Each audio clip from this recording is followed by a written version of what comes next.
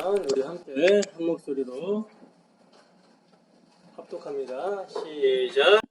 요한은 아시아에 있는 7교회에 편지하노니 이제도 계시고 전에도 계셨고 장차 오실 이시며 그의 보좌 앞에 있는 7영과 또 충성된 증인으로 죽은 자들 가운데서 먼저 나시고 땅의 임금들의 머리가 되신 예수 그리스도로 말미암아 은혜와 평강이 너희에게 있기를 원하노라.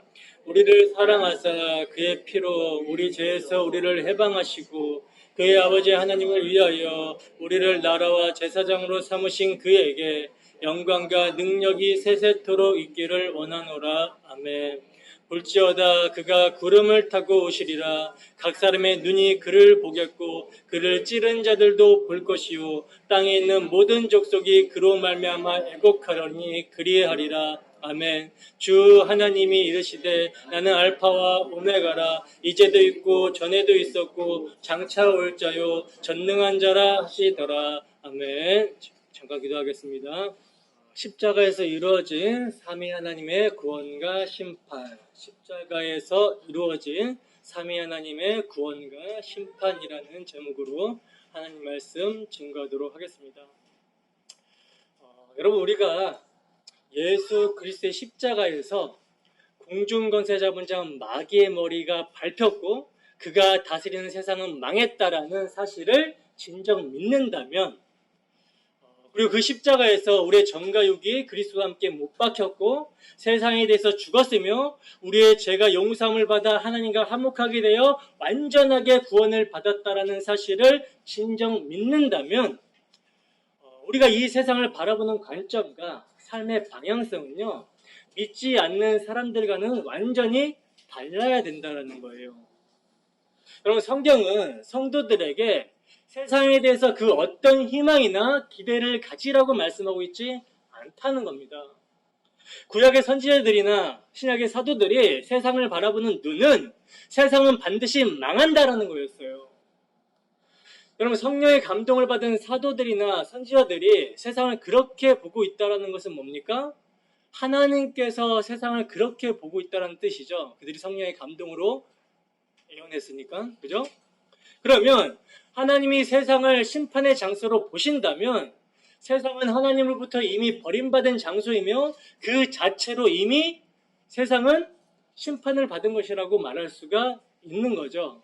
다시 말해서 세상에 대해서 그 어떤 기대도 가지고 있지 않다는 사실이 이미 세상을 심판해 버렸다는 뜻이 되는 거란 말입니다. 여러분, 세상은 이미 에덴 동산에서 쫓겨난 상태입니다. 쫓겨난 상태라는 거예요. 생명나무 밖으로 쫓겨난 것이 세상이기 때문에 이 세상에는 절대로 희망이란 있을 수가 없는 거라는 거예요. 아무리 사람들이 세상을 살기 좋은 곳으로 만들자고 하면서 일을 벌려놓고 또 사람들의 노력과 열심으로 또 사람들의 사고를 계몽하고 윤리와 도덕을 통해서 사회 질서를 잡아간다 하더라도, 그래도 정말 세상이 사람들이 살기 좋은 땅으로 변해간다 할지라도 세상은 이미 버림받은 땅이라는 거죠. 왜? 하나님의 아들이 죽임을 당한 땅이란 말입니다. 하나님의 아들이 죽임을 당함으로써 이를 증거해 버리셨다는 거예요. 여러분, 이사야서를 보면요, 세상의 심판을 말하다가 마지막에는 새하늘과 새 땅을 이렇게 말씀하고 있거든요. 그러니까 하나님이 버린 세상에 미련과 기대를 두지 말고 하나님이 새롭게 창조하신 새하늘과 새 땅에 모든 기대와 희망을 걸고 살 것을 말씀하고 있다는 거예요.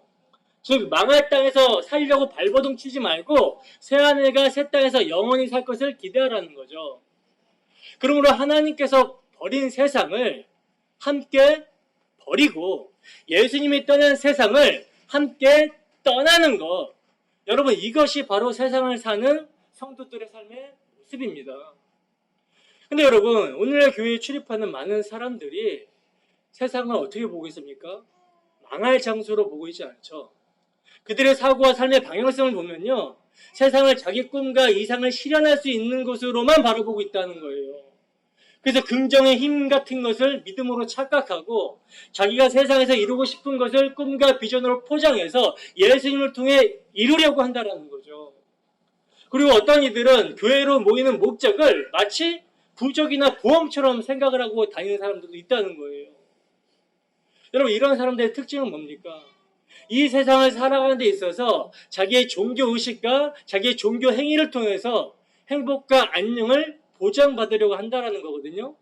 그래서 이런 사람들은 혹시나 자기의 삶에 어떤 안 좋은 일이 생기게 되면 자기가 뭔가 신에게 섭섭하게 한 일이 있는가라는 그런 생각을 하게 되고, 그걸 보상하기 위해서 더 종교 행위에 매달리게 되며 지성이면 감천이라고 하면서 빌고 빈다는 거죠. 이게 교회로 모이는 목적을 부적처럼 생각하는 사람들의 특징이라는 거예요. 그리고 어떤 사람들은 혹시 진짜 천국과 지옥이 있으면 이거 진짜 큰일이니까 내세를 위해 어떻게 합니까? 일주일에 한 번 보험료를 납입하러 교회당에 출입하는 사람들도 있다는 거예요. 그리고 여러분, 이 정도는 아니더라도 많은 사람들이 세상을 사랑하고 세상과 짝하고 살고 있으면서도 교회로 모여서는 설사 세상이 망한다 해도 내가 예수님을 믿는 이상 그 망하는 곳에서 나를 구원해 내실 것이라고 생각을 합니다. 물론 그리스도를 믿는 신자는 망할 세상에서 구출을 받게 되죠. 그러나 세상으로부터의 구출은 마지막 때에 가서 비로소 이루어지는 것이 아니라 이미 우리가 사는 이 세상에서 이루어지는 거란 말입니다.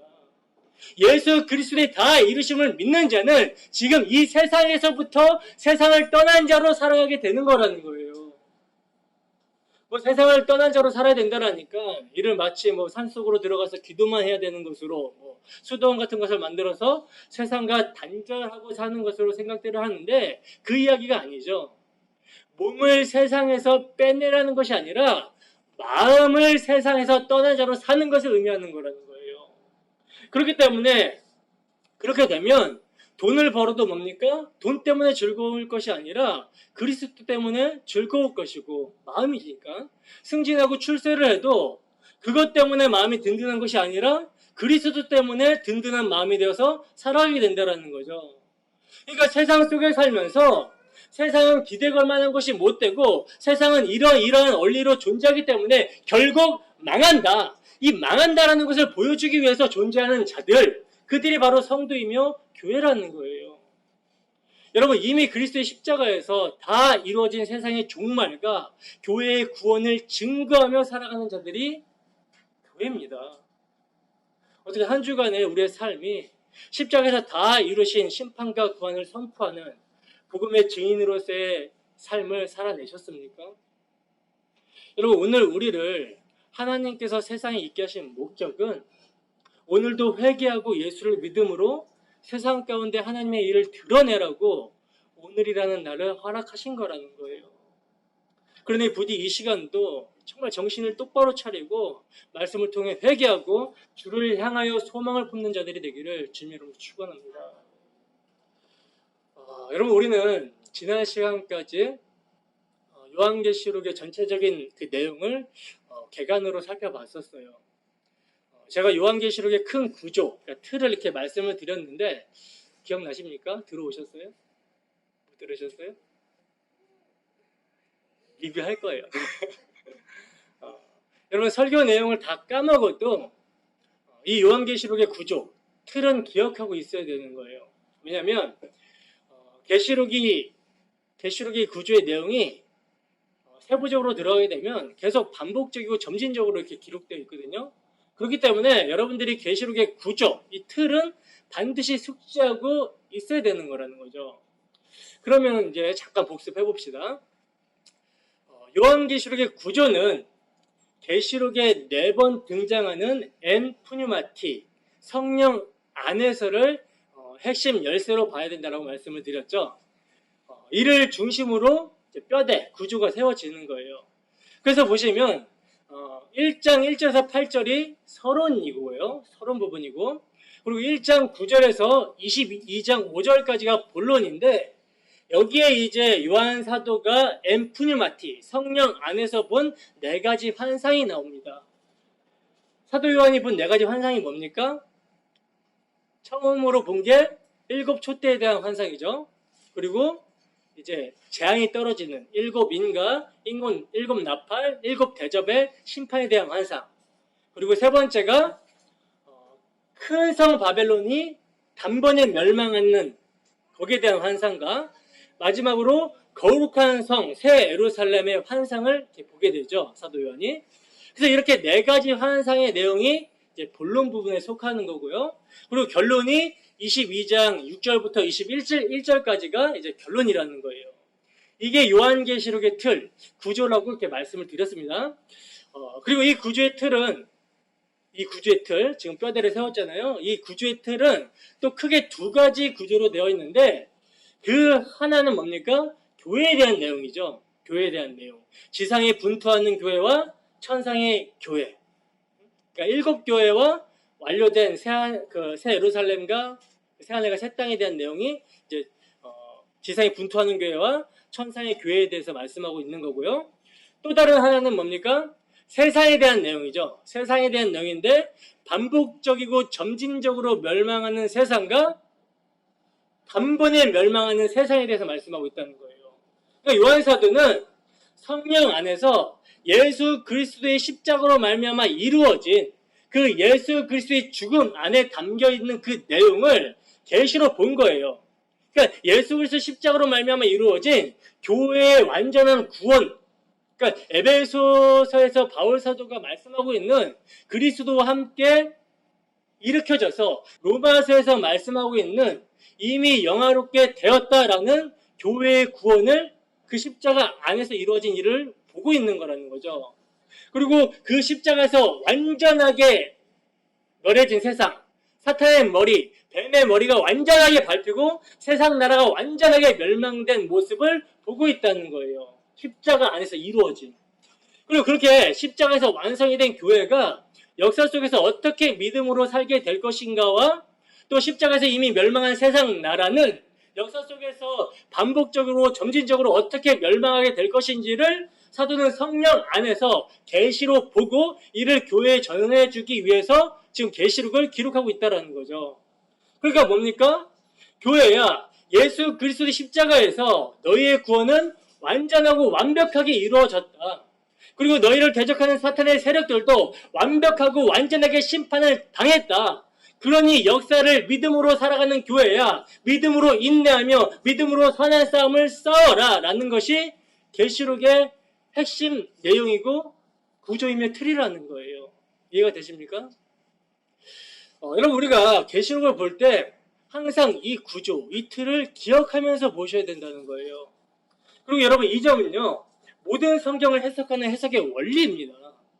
예수 그리스도께서 십자가에서 다 이루셨다는 것이 무엇인지를 모르니까 오늘날 이 기독교의 핵심이며 핵심 진리인 기독교의 핵심 진리인 그 십자가에서 다 이루셨다는 것을 모르니까 이 예수 그리스도의 십자가 앞에서 엉뚱한 것을 추구하는 거예요. 여러분 우리는 우리 주 예수 그리스도의 십자가 그 다 이루셨다라고 하신 그 십자가에서 우리가 추구하는 모든 것들을 내려놓고 버려야 됩니다. 지난주에 제가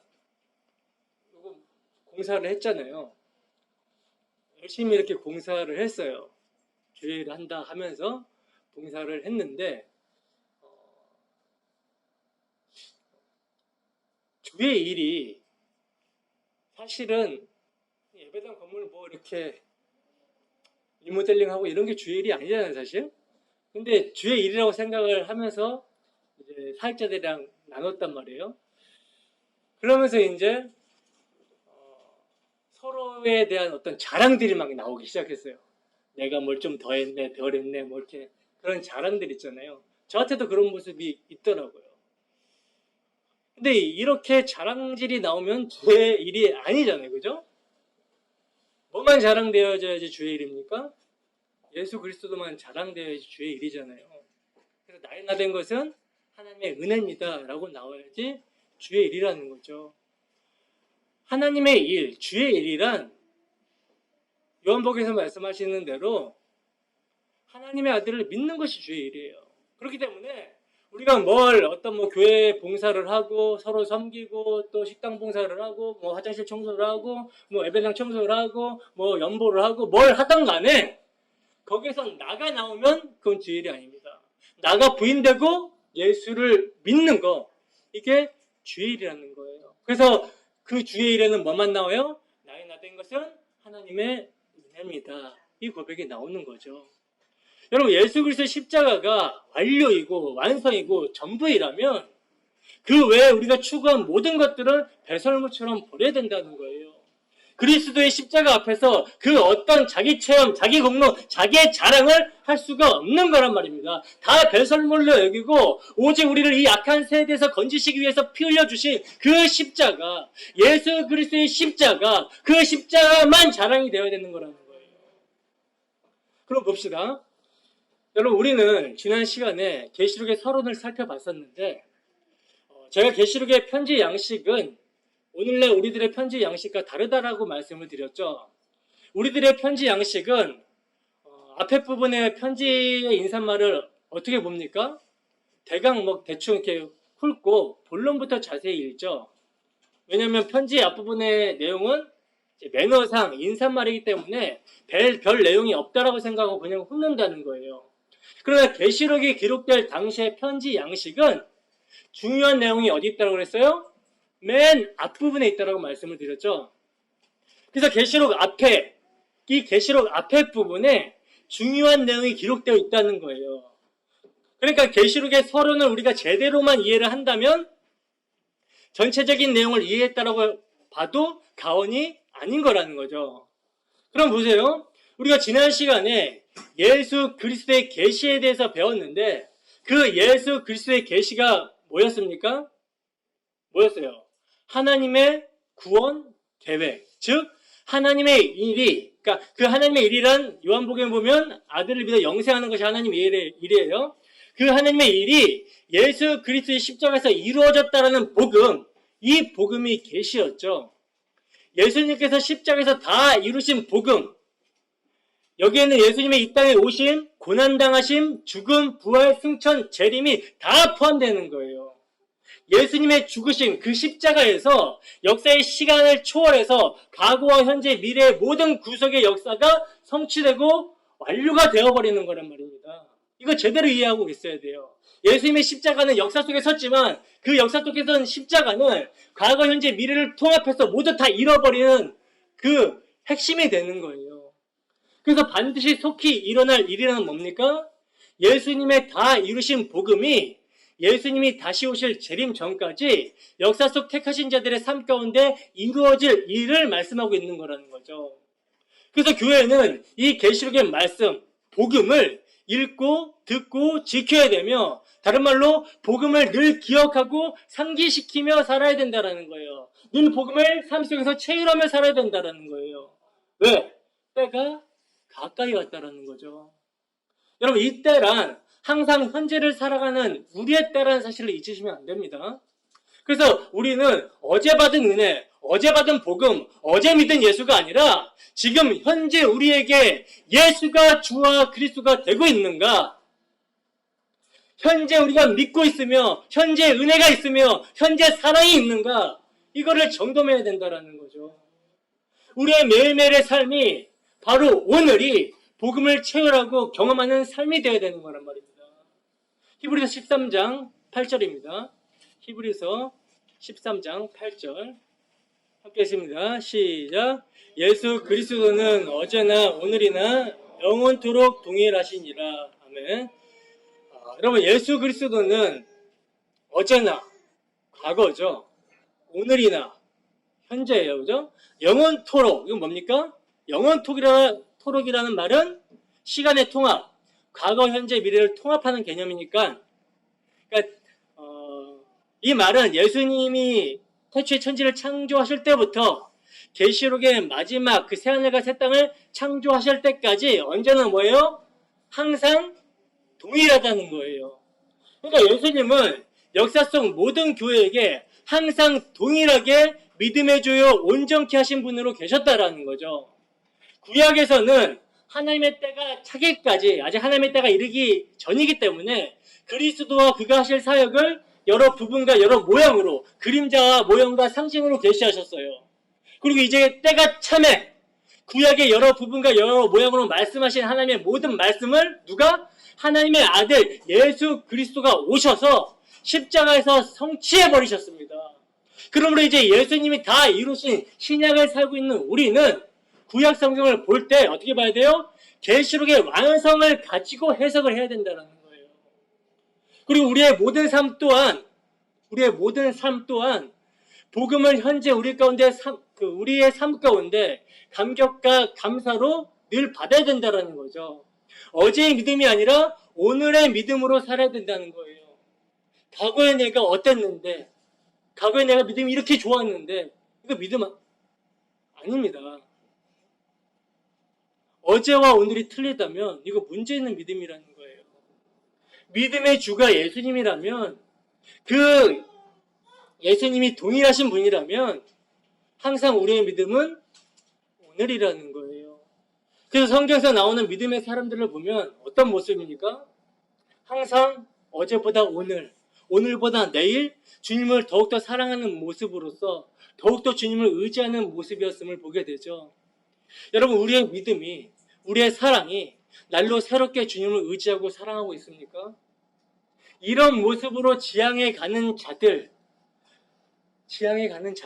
성령의 이끌림을 받는 성도의 모습이라는 거예요. 여러분, 요한 사도가 때가 가깝다라는 이 말씀을 2000년이 지나는 동안 역사 속 모든 교회가 동일하게 받았으며 동일하게 체결했다라는 겁니다. 물론 가시적으로 예수님이 재림하시지 않았어요. 예수님의 재림이 이루어지지 않았지만 예수님이 십자가에서 다 이루셨다 하셨을 때는 시간을 초월하여 완성이 된 거란 말입니다. 우리의 시간의 개념으로 2000년이 지났다 할지 모르지만 하나님께서는 뭡니까? 1000년이 지나간 어제와 같으며 밤의 한 순간 같다는 거예요. 그러므로 오늘이라는 거예요.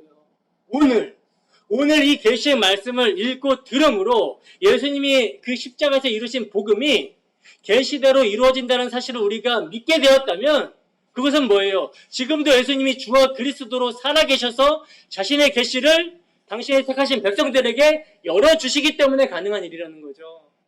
그래서 바울 사도는 에베소 교회 성도들에게 지혜와 계시형을 구하라 라고 권면하고 있었던 거라는 거예요. 그러므로 이 계시록의 서신은 사사로운 개인의 서신이 아니라 하나님 아버지께서 예수 그리스도에게 주셔서 반드시 속히 될 일, 예수 그리스도의 복음을 천사들을 통하여 사도 요한에게 주셨고 그 사도 요한을 통해서 성령의 감동으로 성경이 기록되었고 그 성경을 지금 우리가 보고 있는 거라는 거죠. 본문 4절에서 5절 말씀 봅시다. 함께 읽습니다. 시작. 요한은 아시아에 있는 7 교회에 편지하노니 이제도 계시고 전에도 계셨고 장차 오실 이시며 그의 보좌 앞에 있는 7년과 또 충성된 증인으로 죽은 자들 가운데서 먼저 나시고 땅의 임금들의 머리가 되신 예수 그리스도로 말미암아 은혜와 평강이 너희에게 있기를 원하노라. 우리를 사랑하사 그의 피로 우리 죄에서 우리를 해방하시고. 아멘. 여러분, 제가 계시록의 서론이 중요하다고 말씀을 드렸었잖아요. 계시록의 서론에 뭐가 나오냐면 우리가 살펴봤던 계시록 그 개관 전체적인 구조를 이 서론에서 말씀하고 있기 때문에 서론이 중요하다는 거예요. 그래서 보시면 오늘 본문 4절에서 6절은 뭘 말씀하고 있습니까? 교회의 구원을 말씀하고 있다는 거죠. 그리고 7절에서는 뭐예요? 세상의 심판을 말씀하고 있고요. 8절에서는 그것을 하나님이 이루셨다라는 사실을 볼 수가 있다는 겁니다. 그죠? 그러면 조금 자세히 주의해 볼게요. 계시를 받은 요한 사도가 당시 오늘이라는 시간 가운데 아시아에 있는 7 교회에게 편지를 쓰고 있어요. 그러니까 요한계시록의 1차 수신자는 누구예요? 아시아에 있는 7 교회라는 거죠. 그리고 이 편지는 아시아 지방을 시계 방향으로 도는 로마의 주 도로를 따라서 체계적인 방식으로 전달되고 읽혀지도록 발송이 되었어요. 근데 여러분, 당시 아시아에는 이 7 교회만 있었던 것이 아니었거든요.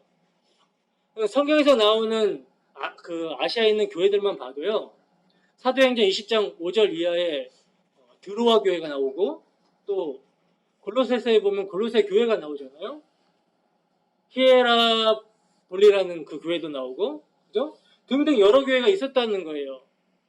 그렇다면 주님께서는 무엇 때문에 요한에게 특별히 이 일곱 교회들에게 편지를 쓰라고 지시를 하셨을까?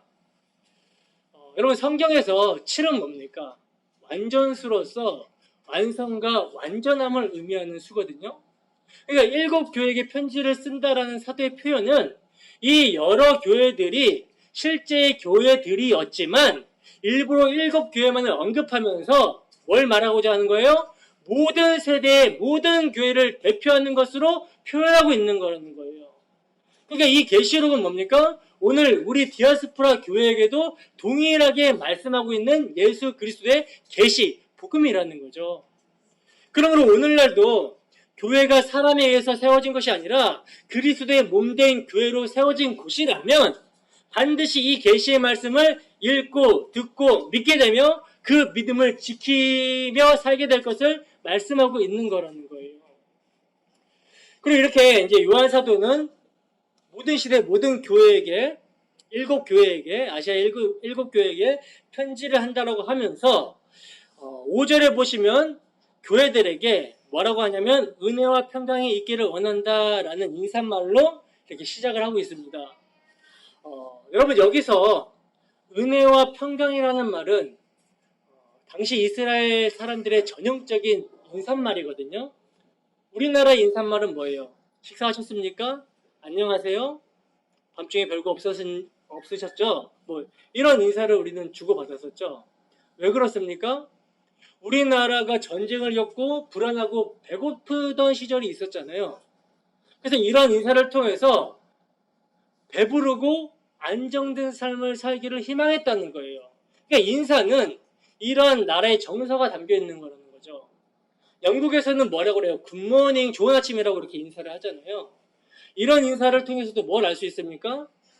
영국의 날씨는 어때요? 비가 자주 내리고 안개가 많이 껴가지고 굉장히 날씨가 안 좋잖아요. 그죠? 안 좋을 때가 많잖아요. 그래서 영국 사람들이 우울했다 그러거든요.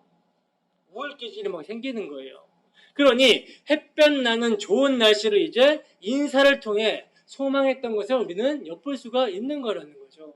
바로 이처럼 이스라엘 사람들도 은혜와 평강이라는 인사말에는 과거의 기억과 앞으로의 소망이 담겨 있었던 거라는 거예요. 여기서 이제 은혜라는 말은 카리스로서 헬라의 인사말이며 평강은 샬롬으로서 히브리의 인사말이에요. 히브리 인사말이거든요. 근데 여러분, 여기서 샬롬이라는 단어가 전쟁 용어인 거 아십니까? 전쟁 용어. 그러니까 오래전부터 전쟁이 그치지 않았던 이스라엘에게 모든 전쟁이 그치고 평화로운 나라가 세워지기를 간절한 바람으로 사용했던 인사말이 바로 샬롬이라는 거예요. 근데 이스라엘 사람들은 이 샬롬, 평강이 자기들의 힘으로 취할 수 있는 평강이 아니라 은혜로 주어진다라는 것을 알았다라는 거죠. 그래서 메시아가 오면, 그러니까 이들에게 있어서 메시아가 오면 모든 전쟁에서 승리하여 대적들을 다 굴복시키고 전쟁 없는 나라가 될 줄을 기대하면서 다윗과 같은 군사적, 정치적, 경제적 메시아를 기다렸던 거란 말입니다. 이게 여러분 유대인들의 메시아관이었어요. 메시아관. 제자들도 사실 예수님을 이런 메시아인 줄 알고 따라갔었죠. 이런 메시아인 줄 알고 따라갔다가 어떻게 됐어요? 십자가에서 다 도망가 버린 거예요. 근데 십자가에서 다 도망갔던 제자들에게 뭐가 임하니까? 약속하신 성령이 임하고 나니까 진정한 평강은 그런 것이 아니었구나, 이거를 알게 되었다라는 거죠. 진정한 평강은 하나님과 원수되었던 자들, 하나님의 진노 아래 있던 자들이 하나님과 화목하게 되는 것이 진짜 평화라는 것을 알게 된 거라는 거예요. 그 죄로 말미암는 하나님의 심판, 그 진노에서 건짐을 받는 것이 하나님의 은혜로만 되는 것임을 알게 된 거란 말입니다. 그리고 이것이 그 어떤 것보다 시급하다는 사실을 알게 되었다는 거예요. 그래서 성령을 받은 사도 요한이 은혜와 평강이 어떻게 온다라고 말씀하고 있습니까? 본문 4절에서 5절 다시 한번 읽어봅시다. 시작. 요한은 아시아에 있는 7 교회에 편지하노니 이제도 계시고 전에도 계셨고 장차 오실 이시며 그의 보좌 앞에 있는 7년과 또 충성된 증인으로 죽은 자들 가운데서 먼저 나시고 땅의 임금들의 머리가 되신 예수 그리스도로 말미암아 은혜와 평강이 너희에게 있기를 원하노라. 우리를 사랑하사 그의 피로 우리 죄에서 우리를 해방하시고. 아멘. 자, 보시다시피 요한 사도는 삼위 하나님의 사역을 통해 뭐가? 은혜와 평강이 주어진다는 것을 설명하고 있다는 거예요. 이 삼위 하나님께서 역사 속에서 무엇을 하십니까? 인류가 타락하자마자 뭘 해버려요? 언약을 선포해버리시죠. 내가 하리라. 내가 너로 여자 원수가 되게 하고 여자의 후손은 너의 머리를 밟고 승리하리라 라는 내가 하리라 하신 구속사역을 역사 속에서 성취하신다는 거예요.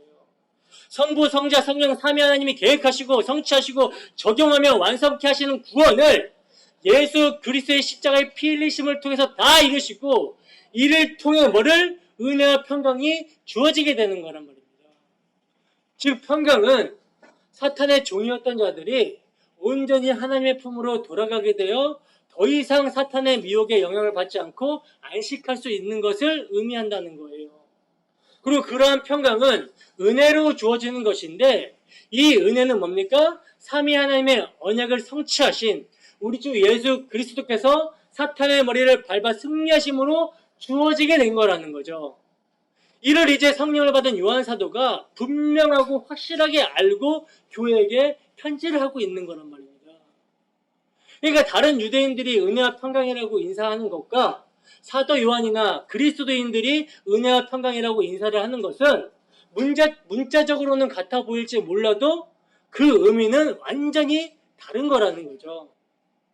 사도 요한은 우리 주 예수 그리스도로 말미암아 마귀의 머리는 완전히 밟혔기 때문에 역사를 살아가는 교회가 이를 믿음으로 마귀의 시험과 유혹에서 벗어나서 그리스도 안에서 온전한 안식 가운데 거하게 되는 은혜와 평강이 교회들에게 있기를 원하는 마음으로 편지를 기록하고 있다는 거예요.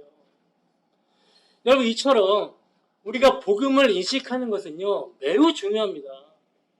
우리가 세상에서 만물의 찢기처럼 여겨지는 상황에서도 이 복음을 붙들고 있다면, 여기에 확고하게 서 있다면 그 은혜로 말미암는 참된 안식과 평강을 누릴 수가 있는 거란 말입니다. 그러므로 이러한 은혜와 평강이 우리 모두에게 있기를 소원합니다. 그럼 이제 은혜로 말미암아 평강을 주시는 하나님이, 그 하나님이 누구신지를 조금 더 자세히 살펴보겠습니다. 4절에 보시면 이제도 계시고 전에도 계셨고 장차 오실 이시며 라고 표현을 하고 있는데, 이 표현은 뭡니까? 영원하신 하나님에 대한 표현이죠. 8절에서도 보시면 하나님께서는 자신을 뭐라 그래요? 알파와 오메가라고 말씀하시면서 이제도 있었고 전에도 있었고 장차 올 자라고 말씀하고 있다는 거예요. 근데 장차 오실 분은 우리는 예수님으로 알고 있지 않습니까? 예수님으로 알고 있는데 어떻게 하나님이 장차 오신다라고 말씀하고 있는 것인가? 여기서 우리는 이제 페리코레시스, 상호 내주, 상호 침투하시는 하나님을 알 수가 있는 거라는 거죠. 새 위격이 상호 침투해서 서로를 온전히 알아요. 그래서 하나님을 이루세요. 그러니까 하나님과 예수님을 함께 말씀하고 있는 표현이라는 거죠. 이런 표현이 계시록에 자주 나타납니다. 그러므로 시작도 가정도 결론도 뭐예요? 주의 손에 달린 거라는 거예요. 그리고 또 중요한 표현이 여러분, 하나님이 이제도 계시고 이 전에도 계시고를 자연스럽게 우리가 연결을 하려면 영원히 계실이라고 하는 게 적절할 것 같지 않습니까? 그럴 것 같잖아요. 그죠? 그런데 여기서 장차 오실이, 더 정확히 표현하면 오시고 계신 이로 이렇게 변형시키고 있다는 거예요. 그렇다면 요한 사도는 왜 이러한 표현을 하고 있는가? 요한 사도는 여기서요 하나님을 단순히 영원히 존재하실 분이라는 정적인 표현에 만족하지 않고 그 영원히 존재하시는 분이 역동적으로 현재 역사하고 계신다라는 것을 표현하고 있는 거라는 거예요. 그러니까 영원한 하나님께서는 영원에 머물러 계신 분이 아니라 영원의 복을 가지고, 다른 말로 십자가에서 다 이루신 주님의 복음을 현재에도 가지고 오시는 분임을 지금 사도 요한은 강조하고 있는 거란 말입니다. 강조해서 표현하고 있는 거라는 거죠. 사도는 초월하시면서 내주하시는 하나님의 전능성을 표현하고 있는 거라는 거예요. 그래서 택하신 자들이 그 복음을 믿음으로 살아낼 수가 있는 거라는 거죠. 그럼 여러분, 이제도 계시고 전에도 계셨고 장차 오시리 엘코메노스, 그러니까 지금도 오시고 계신 분이 하나님이시라면 그의 보좌 앞에 있는 일곱 영과라는 말씀은 누구에 대한 표현이겠어요? 성령에 대한 표현이겠죠. 성령에 대한 표현. 근데 여러분, 여기서 일곱 영이라는 표현을 성령께서 일곱 분으로 계시는구나, 이렇게 이해하면 안 됩니다. 이 표현은 성령께서 일곱 분이시라는 뜻이 아니라 우리가 앞서 일곱 교회가 완전과 충만의 의미로서 역사 속 모든 교회를 의미한다는 것을 살펴본 것처럼 일곱 영이란 역사 속 모든 교회를 이끌어서 그리스도 안에 있게 하시는 완벽하고 완전한 성령의 역사, 성령의 사역을 나타내는 표현이라는 거예요. 이사야서 11장 2절 말씀 봅시다. 이사야서 11장 2절 말씀 함께 있습니다. 시작. 그 위에 여호와의 영, 곧 지혜와 총명의 영이요 모략과 재능의 영이요 지식과 여호와를 경외하는 영이 강림하시리니. 아멘. 자, 보시면 지금 이사야 선지자가 장차 올 메시아, 그러니까 예수님에게 임할 성령의 7가지의 특징을 지금 말씀하고 있죠. 그죠? 7가지의 특징을 말씀하고 있는데 그 7가지 특징이 여호와의 영, 지혜, 총명의 영, 모략, 재능의 영, 지식, 여호와를 경외하는 영. 이게 완전한 그 성령의 사역을 나타내는 표현이라는 거예요. 그리고 또 일곱 영이라는 표현은요, 지금 요한 사도가 구약성경 스가랴서 4장 1절에서 14절에 나타난 두 감람나무와 금 촛대의 환상을 지금 적용해서, 그러니까 인용해서 말씀하고 있는 거거든요. 스가랴서 4장 2절, 3절, 6절, 10절에서 14절까지의 말씀만 우리 함께 봅시다. 읽어봅시다. 시작. 그가 내게 묻되 내가 무엇을 보느냐? 내가 대답하되 내가 보니 순금 등잔대가 있는데 그 위에는 기름 그릇이 있고 또 그 기름 그릇 위에 7 등잔이 있으며 그 기름 그릇 위에 있는 등잔을 위에서 7 관이 있고 그 등잔대 곁에 두 감람나무가 있는데 하나는 그 기름 그릇 오른쪽에 있고 하나는 그 왼쪽에 있나이다 하고, 그가 대답하여 이르되 여호와께서 스룹바벨에게 하신 말씀이 이러하니라. 만군의 여호와께서 말씀하시되 이는 힘으로 되지 아니하며 능력으로 되지 아니하고 오직 나의 영으로 되느니라. 작은 일의 날이라. 멸시하는 자가 누구냐? 사람들이 스룹바벨의 손에 다림줄이 있음을 보고 기뻐하리라. 이 7은 온 세상에 두루다니는 여호와의 눈이라 하니라. 등잔대 좌우에 두 감람나무는 무슨 뜻이니까 하고 다시 그에게 물어 이르되 금기름을 흘리는 두 금관 옆에 있는 이 감람나무 2가지는 무슨 뜻이니까 하니, 그가 내게 대답하여 이르되 내가 이것이 무엇인지 알지 못하느냐?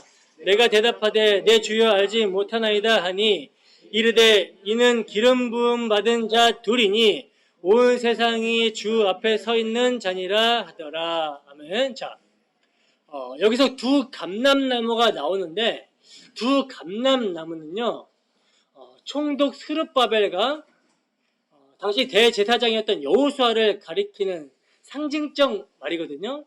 상징적 말로서 장차 기름 부음을 받게 될 예수 그리스도의 예표로서 등장을 하고 있는 거라는 거예요. 그러니까 이들을 통해 뭐가 세워져요? 당시에 성전이 세워지잖아요. 그러니까 이들을 통해 성전이 세워지는 것을 통해서 교회는 예수 그리스도로 말미암아 기름 부음을 받은 자 예수 그리스도로 말미암아 세워진다라는 것을 예표하고 있었던 거라는 거죠. 그리고 또 보시면 금촛대에는 7 등잔이 있는데 그 위에 기름이 담겨져 있거든요.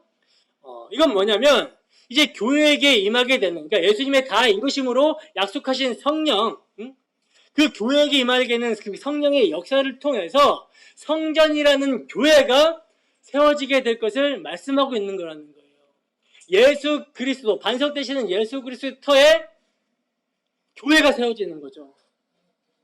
그래서 요한 사도는 이 말씀을 인용해서 그리스도께서 다 이루신 복음이 성령으로 말미암아 교회에게 주어져서 이루어지게 될 것을 지금 말씀하고 있는 거라는 거예요. 그리고 그 성령께서 교회에게 이루실 복음이 무엇인지 요한 사도는 증거하는데 예수 그리스도를 3증으로 증거하고 있다는 거예요.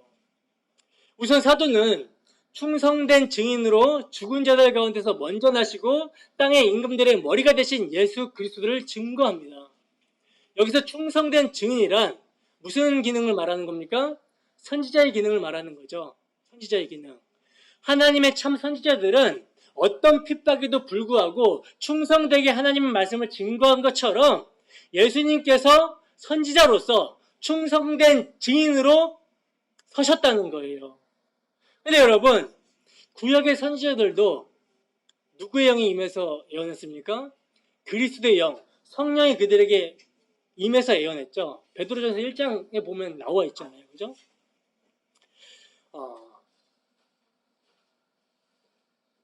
구약 성경의 선지자들이 그리스도의 영, 성령이 그들에게 임했기 때문에 충성된 증인으로서 그리스도를 증거한 것이기 때문에 그러므로 예수님은 모든 선지자의 완성으로서 하나님의 뜻을 다 드러내시고 또한 다 이루신 거라는 거예요.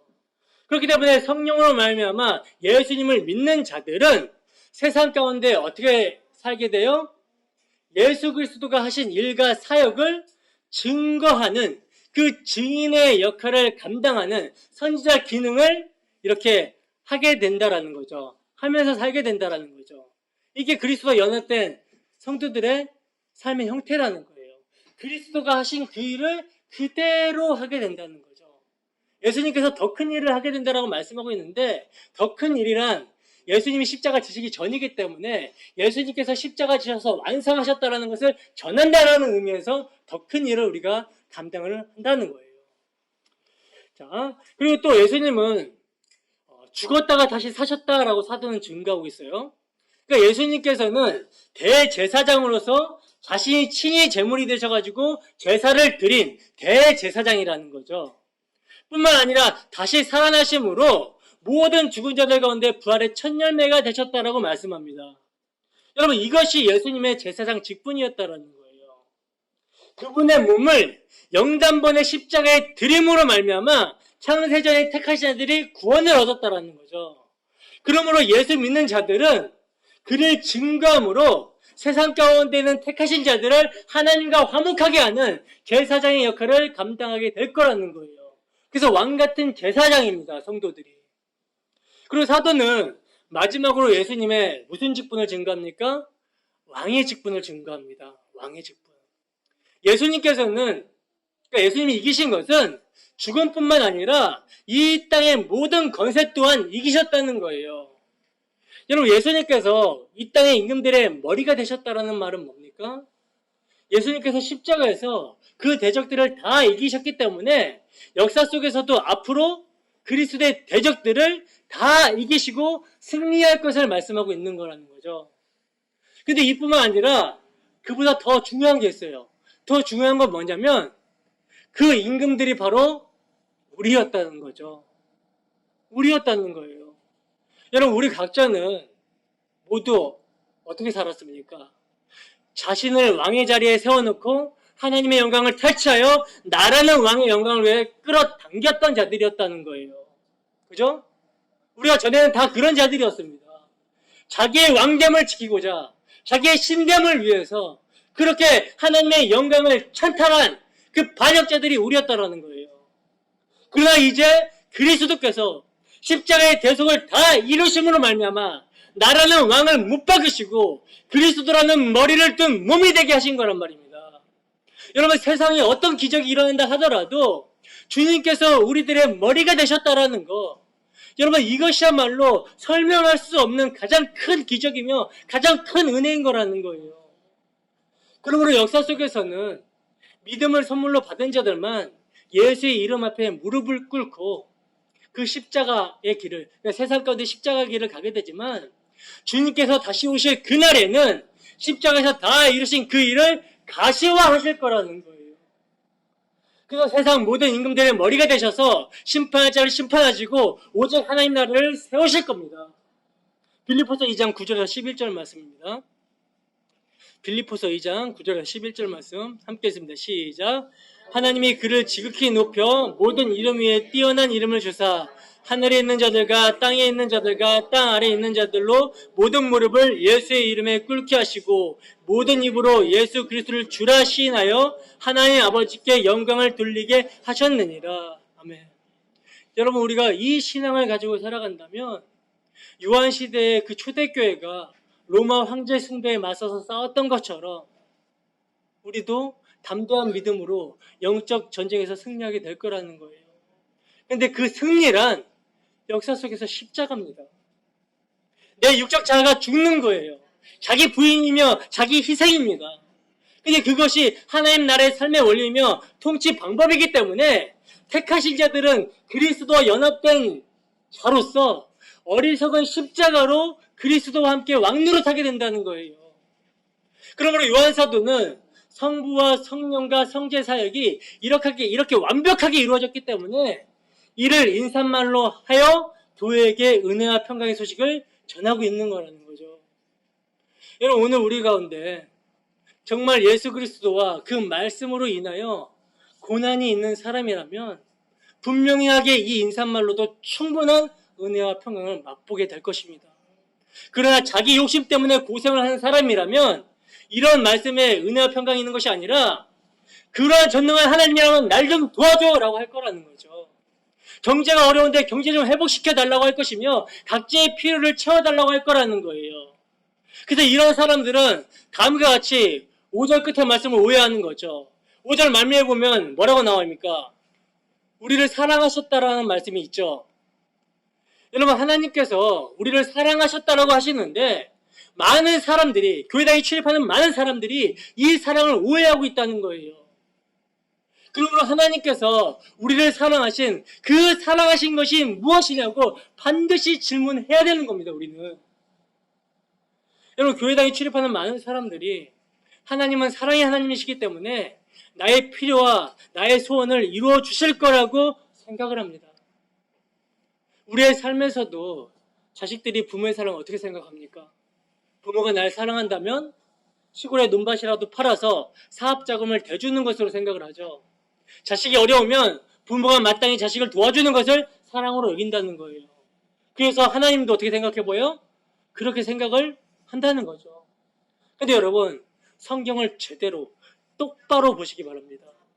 하나님께서 우리를 사랑하신다고 하시면서 주신 것이 무엇인지를 제대로 봐야 된다는 거예요. 하나님께서 주신 것이 뭡니까? 그래서 여러분, 피라는 거예요. 그냥 피가 아니라 그의 피를 주셨다라는 거예요. 여러분, 이 피가 예수 그리스도의 피지만 사도행전 20장에 보시면 바울 사도는 이 피를 하나님의 피라고 말씀하고 있습니다. 그러니까 하나님이 주신 것은 하나님 당신의 피를 주신 것이 사랑이라는 거예요. 여러분, 왜 피가 사랑입니까? 로마서 5장 8절에서 11절 봅시다. 함께 있습니다. 시작.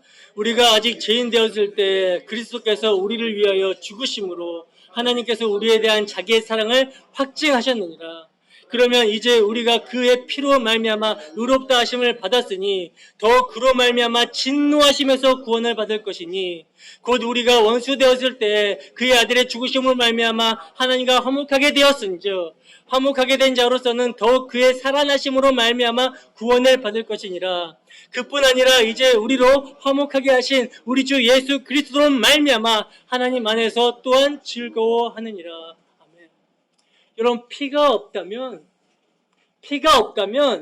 하나님의 진노만 남게 됩니다. 그 피가 하나님의 사랑의 확증이라는 거예요. 그러므로 이 피, 하나님의 사랑의 그 확증을 아는 사람이란 뭡니까? 자신이 어떠한 죄인지를 성령에 의해서 정말로 확실하게 깨달은 사람이 이 하나님의 사랑을 아는 자라는 거죠. 로마서 1장 18절에 23절입니다. 함께 읽습니다. 시작. 하나님의 진노가 불의로 진리를 막는 모든 사람들의 모든 경건하지 않음과 불의에 대하여 하늘로부터 나타나느니 이는 하나님을 알만한 것이 그들 속에 보임이라. 하나님께서 이를 그들에게 보이셨느니라. 창세로부터 그의 보이지 아니하는 것들 곧 그의 영원하신 능력과 신성이 그가 만드신 만물에 분명히 보여 알려졌나니 그러므로 그들이 핑계하지 못할지라. 하나님을 알되 하나님을 영화롭게도 아니하며 감사하지도 아니하고 오히려 그 생각이 허망하여지며 미련한 마음이 어두워졌나니 스스로 지혜 있다 하나 어리석게 되어 썩어지지 아니하는 하나님의 영광을 썩어질 사람과 새와 짐승과 기어다니는 동물 모양의 우상으로 바꾸었느니라. 아멘. 여러분, 하나님의 진노가 임하시는데 불의로 진리를 막는 사람들의 모든 경건치 않음과 불의에 대하여 하늘로부터 나타날 것이라고 말씀합니다. 그 불의란 창세로부터 하나님을 알만한 것들, 그의 영원하신 능력과 신성이 그가 만드신 만물에 분명히 나타나고 있음에도 불구하고 하나님을 영화롭게 하지도 않고 감사치도 않고 오히려 그 생각이 허망해지며 미련한 마음이 어두워져서 우상 숭배자가 되어버렸다는 거예요. 그 우상이란 결국 뭡니까? 나를 위한 신이기 때문에 결국 나 자신이 우상이라는 거죠. 온 세상이 다 나를 중심으로 돌아가야 되고 나를 위에 있어야 된다는 사고가 우상 숭배라는 거예요. 너도 하나님처럼 되리라라는 아담이 받은 그 유혹이 실제가 되어서 우리 안에 거하고 있다라는 증거입니다. 그것이. 여러분, 이게 뭡니까? 여러분, 이게 죄라는 거예요. 근데 이 죄를 죄로 알지 못하고 살아간다라는 거죠. 서로 묵인하면서 살았습니다. 근데 이 죄가 언제 들통이 나냐면, 언제 드러나게 되냐면 진짜 주인이신 분이 이 땅에 오셨을 때 드러났다는 거예요.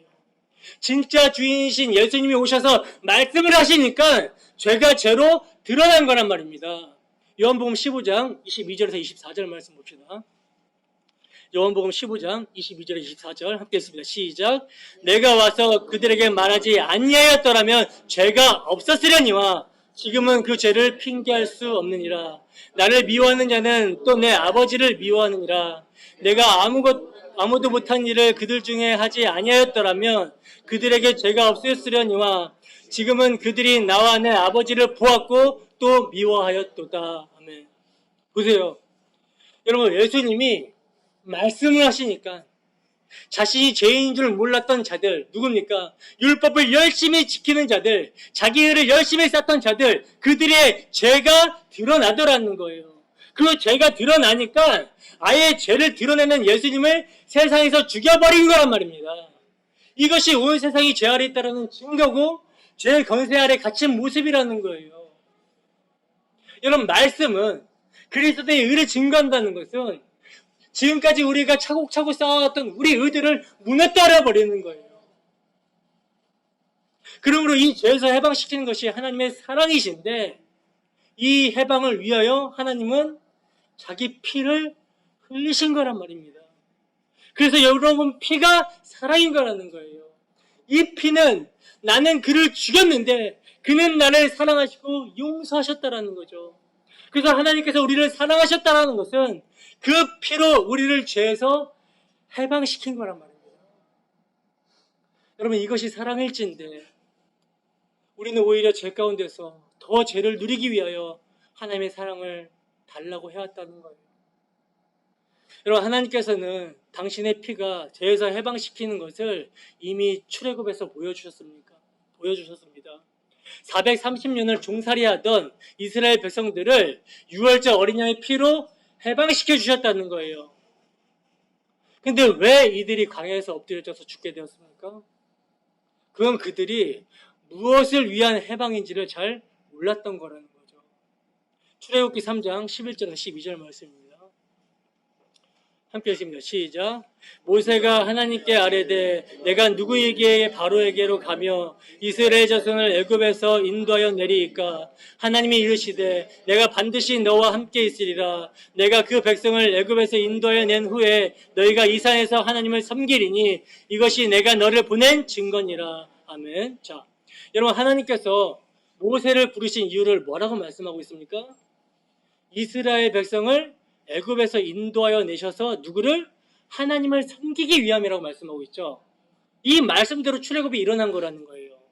그리고 19장 5절에서 6절을 보시면, 출애굽기 19장 5절에서 6절을 보시면 온 세계가 다 하나님께 속하였기 때문에 하나님의 언약을 지키면 열국 중에서 하나님의 소유가 되고 제사장 나라가 되며 거룩한 백성이 될 것이라고 말씀하셨다는 겁니다. 그러나 어린 양의 피를 바르고 나온 이스라엘 백성들이 제대로 제사장 나라가 되지 못했죠. 그죠? 그래서 완전히 멸망해 버리잖아요. 그러면 그렇다고 하나님의 말씀이 실패한 것입니까? 아니죠. 하나님의 말씀은 반드시 성취가 된다는 거예요. 어떻게 성취가 됩니까?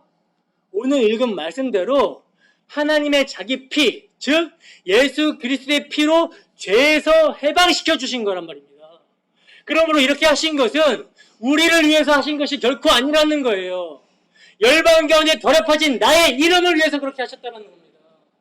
사람들은 자꾸 구원을 자기 자신을 위한 구원으로 생각하기 때문에 예수님의 십자가의 피로 우리를 죄에서 해방시켰다니까 자꾸만 자기를 위해서 하나님도 예수님도 성령님도 일하신 것처럼 착각을 하는데 아닙니다. 본문 6절을 봅시다. 함께 있으면 시작. 그의 아버지 하나님을 위하여 우리를 나라와 제사장으로 삼으신 그에게 영광과 능력이 세세토록 있기를 원하노라. 아멘. 왜 우리를 죄에서 그의 피로 해방시켜 주셨다고 말씀하고 있습니까? 그 하나님 아버지를 위하여라고 그러죠. 나를 구원하기 위한 것이 최종 목적이 아니라는 거예요. 하나님을 위하여 구원하신 거란 말입니다. 그러므로 예수님의 십자가의 피로 구속받은 자들은 그 피를 자기 개인의 행복으로 사용하는 것이 아니라는 거예요.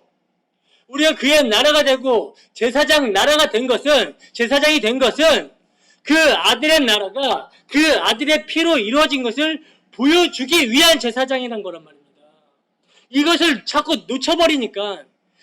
놓쳐버리니까 자꾸만 자기 자랑이 나오는 거예요. 마치 이스라엘 백성들이 어린 양의 피를 잊어버리고 우상 숭배자가 된 것처럼 예수 그리스도의 십자가의 피를 잊어버리면 아무리 보암직한 교회의 일을 할지라도 그건 역시 우상 숭배가 되는 거란 말입니다. 그렇다면 우리가 그의 피로 우리의 죄에서 해방되어 그의 아들의 나라로 들어오게 된 사람이 맞다면 우리에게서 어떤 모습이 나와야 되는가? 스가랴서 12장 10절입니다. 스가랴서 12장 10절 함께 읽습니다. 시작. 내가 다윗의 집에 예루살렘 주민에게 은총과 강구하는 심령을 부어주리니 그들이 찌른 바 그를 바라보고 그를 위하여 애통하기를 독자를 위하여 애통하듯 하며 그를 위하여 통곡하기를 장자를 위하여 통곡하듯 하리로다. 아멘. 여러분, 하나님께서 은총과 강구하는 심령을 부어주시면 그들이 찌른 바 그를 바라보고 그를 위하여 애통하기를 독자를 위하여 애통하듯 하게 된다고 말씀합니다. 여기서 그가 누굽니까? 스가랴서에서는 하나님 자신을 말씀하고 있다는 거예요. 이스라엘이 하나님을 반역하는 것, 그것이 그를 찌른 거라는 거죠. 그런데 그렇게 찌른 자들이 은총과 간구하는 심령을 받게 되면 그 찔린 자를 보고서 어떻게 합니까? 자기 독자를 잃어버린 것처럼 애통한다라는 거죠. 그렇다면 질문하겠습니다. 여러분, 예수님의 십자가를 보면서 복음을 들으면서 우리가 자신의 독자를 잃은 것처럼 애통해 본 적 있으십니까? 내 죄로 말미암아 예수님께서 저렇게 죽으셨다는 사실을 정말 믿으십니까? 그것을 믿음으로 정말 마음을 찢어본 적 있으십니까? 여러분, 이것은 은총과 간구하는 심령이 부어져야 가능한 일이라는 거예요. 이런 자들은 나중에 예수님이 오실 때 울며 애통하지 않을 것입니다. 그러나 지금 예수님의 십자가 앞에서 애통하지 아니한다면 그 날에는 심판을 당하여 애통하게 될 것이라는 거예요. 본문 7절 봅시다. 읽습니다. 시작. 볼지어다 그가 구름을 타고 오시리라. 각 사람의 눈이 그를 보겠고 그를 찌른 자들도 볼 것이요 땅에 있는 모든 족속이 그로 말미암아 애곡하리니 그러하리라. 아멘. 여러분, 요한 사도는 우리가 방금 읽은 스가랴서를 역으로 인용해서 말씀합니다. 그러니까 예수님의 재림시에 믿지 않는 모든 자들이 심판을 받게 된다는 말이죠. 예수님이 구름을 타고 오신다라고 사도는 말씀합니다. 구름이란 하나님의 현현이 있을 때 나타나는 것을 의미하는 거죠. 그러므로 예수님이 재림하실 때 각 사람의 눈이 그를 볼 것이며 그를 찌른 자도 볼 것이며 땅에 있는 모든 족속이 그를 인하여 애곡할 거라는 거예요. 오늘이라 일컫는 날에 회개하지 아니하면, 지금 회개할 기회가 주어졌을 때 애통하지 아니하면 예수님의 재림시에 애통하게 된다라는 거죠. 그런데 그때는요, 회개가 아니라 심판으로 말미암아 애통하게 된다라는 거예요. 얼마나 두려운 말씀입니까? 그러므로 오늘이라는 시간, 지금 예수님의 십자가를 바라보면서 애통하는 사람이 복이 있는 사람입니다. 그런 자는 은총과 강구하는 심령이 부어진 거라는 거예요. 여러분, 그의 피로 우리를 죄에서 해방시키신 그 예수님이 오늘도 우리에게 은총과 강구하는 심령을 부어주실 것입니다. 그 결과가 오늘도 회개하고 예수를 믿는 거라는 거예요. 정말 우리에게 이 시간 은총과 강구하는 심령이 부어지기를 소원합니다. 그래야 정말 우리를 구원하신 예수를 위해서 살고 예수를 위하여 죽는 우리가 되기를 주님의 이름으로 축원합니다.